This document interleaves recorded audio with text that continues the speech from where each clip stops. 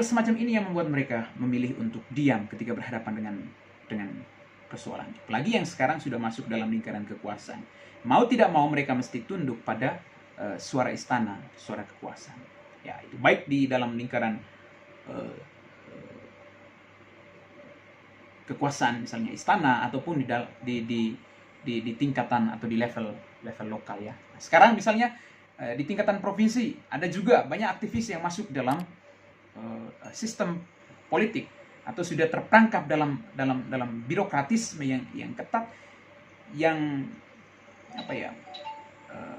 menutup secara kencang suara-suara kritis, sehingga ketika berhadapan dengan satu persoalan atau masalah, mereka tidak akan mampu bersuara lantang seperti dulu. Di tingkatan kabupaten juga banyak aktivis yang kemudian memilih untuk berkoalisi dengan kekuasaan, lalu kemudian menjadi pioner kekuasaan untuk menyerang orang-orang yang mengambil jalan oposisi dengan kekuasaan. Ya. Yang terbaca ke publik itu adalah mengapa mereka melakukan ini?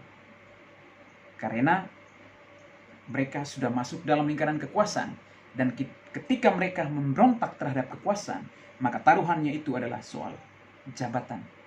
Taruhannya itu adalah soal remah-remah kekuasaan yang pada akhirnya hilang. Mereka bisa dilengsarkan. Tetapi ada juga aktivis gerakan yang meski masuk dalam lingkaran politik, yang meski masuk dalam lingkaran kekuasaan, atau masuk dalam satu sistem birokratisme yang ketat, tetapi ketika berhadapan dengan satu penyelewengan, entah itu kebijakan, atau misalnya berhadapan dengan satu persoalan misalnya korupsi atau apapun itu, dia yang pertama yang bersuara. Dia tidak pernah takut kehilangan jabatan. Dia tidak pernah takut kehilangan jatah politik. Tetapi yang diperjuangkan itu adalah soal idealisme. Artinya, meskipun dia sudah masuk dalam satu sistem, dia masih membawa idealisme gerakan, idealisme mahasiswa. Dia masih merawat intelektualismenya, sehingga tidak mudah terjebak dalam siklus politik yang sangat kompromistik dan yang menurut Suhoki itu kotor. Nah, untuk orang-orang semacam ini, kenapa ada misalnya aktivis yang mampu bertahan meskipun masuk dalam satu sistem atau lingkaran kekuasaan, tetapi ada juga aktivis yang tidak mampu bertahan.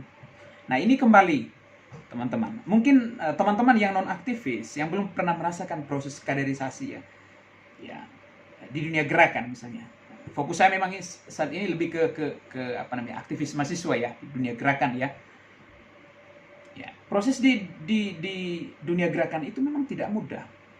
Tidak hanya 1 tahun, tidak hanya 2 tahun. Oke? Tidak hanya supaya kita bisa latih ngomong, bisa berorasi di jalanan, tidak. Bukan itu. Proses sesungguhnya di dunia gerakan itu adalah, ini juga untuk teman-teman aktivis yang masih berproses. Itu yang paling pertama itu adalah penempaan karakter dulu. Penempaan karakter. Karakter ini yang menjadi penting, dan ini butuh waktu yang lama ya. Sampai pada tingkatan kita mampu ya ketika dilemparkan ke tengah serigala, katakanlah seperti itu. Jadi ini yang mungkin agak alpa didiskusikan atau misalnya direfleksikan oleh setiap organ gerakannya. Oke. Jadi kecenderungan kita mungkin lebih kepada saya bisa mimpin sidang, saya bisa ngomong, pegang mic di jalanan, lalu berorasi, lalu kemudian saya bisa pidato, yang ditampilkan itu sebetulnya performa di luarnya. Tetapi orang lupa untuk membentuk karakter. Orang lupa untuk menanamkan nilai atau spiritualitas gerakan. Dan menurut saya, spiritualitas gerakan itu yang menjadi kunci dari setiap aktivis mahasiswa, aktivis gerakan. Ketika suatu saat mereka keluar dan masuk dalam satu pertarungan yang sesungguhnya, mereka akan masih membawa semangat idealisme gerakannya. Mereka masih merawat intelektualisme gerakannya. dalam proses kaderisasi di dunia gerakan itulah sebetulnya kita ditempa ya di situ. Ditempa. Dan ini butuh waktu lama. Saya sendiri ini sekedar bercerita, saya sudah cukup lama juga ketika menjadi aktivis gerakan waktu saya masih kuliah filsafat. Lalu kemudian ketika saya melanjutkan studi juga ke Universitas Indonesia, proses itu masih tetap saya tempuh. Artinya tidak berhenti ketika saya menjadi mahasiswa filsafat. Tetapi ketika saya ke Jakarta, saya tetap melanjutkan proses kaderisasi, saya tetap melanjutkan proses penempaan diri. Mungkin belum matang, tetapi kita berupaya semaksimal mungkin agar lebih serius dalam proses kaderisasi di organ gerakan, sehingga memang mental kita itu memang betul-betul matang. Apa efeknya? Orang-orang yang serius berproses dalam dunia gerakan, artinya mulai dari penempaan karakternya, lalu kemudian dia masuk dalam penempaan intelektualnya. Dan mereka ini yang akan mampu bertahan ya ketika keluar dari satu atau masuk dalam satu dunia yang sesungguhnya, dunia kerja misalnya. Meskipun mereka masuk dalam satu sistem politik, mereka akan menjadi pembeda. Mereka tidak akan masuk atau terbawa arus kekuasaan atau kompromi politik atau misalnya tukar tambah kepentingan yang mencederai misalnya nilai-nilai luhur politik itu sendiri. Tapi mereka akan menjadi pembeda di sana. Bahkan mereka akan melawan habis-habisan. Meskipun taruhannya itu, sekali lagi, taruhannya itu adalah jabatan atau jatah politik. Nah, orang-orang semacam ini memang agak susah ditemukan hari-hari ini, tetapi kita masih percaya masih banyak orang-orang yang punya militansi gerakannya itu, masih banyak aktivis gerakan yang merawat idealismenya itu sampai kemudian dia masuk dalam satu sistem atau misalnya masuk dalam satu lingkaran kekuasaan, hingga akhirnya mungkin dia memilih akan mati muda seperti Suhoki. Nah, bagaimana dengan orang-orang yang begitu cepat tergiur dengan tawaran kekuasaan, lalu kemudian tidak peduli lagi dengan aneka macam ketimpangan? Bagaimana dengan orang-orang semacam ini? Bagaimana dengan orang-orang yang begitu getol bicara soal korupsi, tetapi ketika dia masuk dalam satu sistem, dalam satu lingkaran kekuasaan politik misalnya, ketika ada yang korup, dia malah memilih diam. Bagaimana dengan orang-orang seperti itu? Nah, kita perlu pertanyakan kembali sejauh mana proses kaderisasi aktivis ini ketika dia masuk dalam organ gerakan. Sejauh mana proses kaderisasi yang dia tempuh.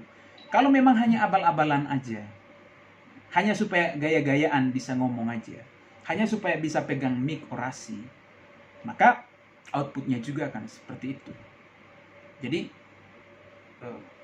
belum bangun spiritualitasnya, karakternya itu belum dibangun maksimal, belum ditempa secara maksimal. Tetapi yang difokuskan itu misalnya hanya soal retorikanya.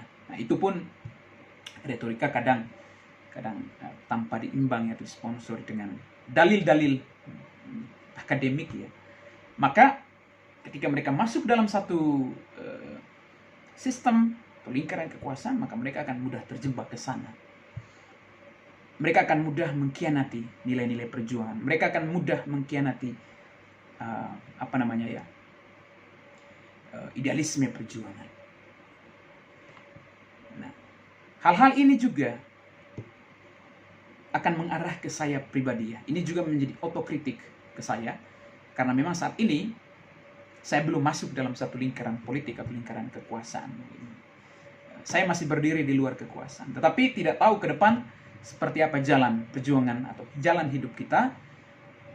Tetapi setidaknya kita sudah mewanti-wanti, memberi alarm bahwa ketika kita masuk dalam satu sistem, ketika kita masuk dalam suatu lingkaran kekuasaan, maka kita diwajibkan untuk tetap berpegang teguh pada idealisme perjuangan. Oke? Yang benar katakan benar, ya yang salah katakan salah. Apakah takut harus kehilangan jabatan? Apakah takut harus kehilangan jatah-jatah politik. Saya pikir mereka-mereka yang sudah cukup tua dalam dunia gerakan, mereka-mereka yang sudah lama berproses menempa diri dalam dunia gerakan, tidak akan mampu terpengaruh dengan hal-hal semacam ini. Hal-hal yang meruntuhkan idealisme perjuangan, hal-hal yang bisa menghancurkan intelektualisme gerakan. Mungkin ini saja teman-teman sekalian, hal-hal sederhana yang mau saya bagikan ke teman-teman.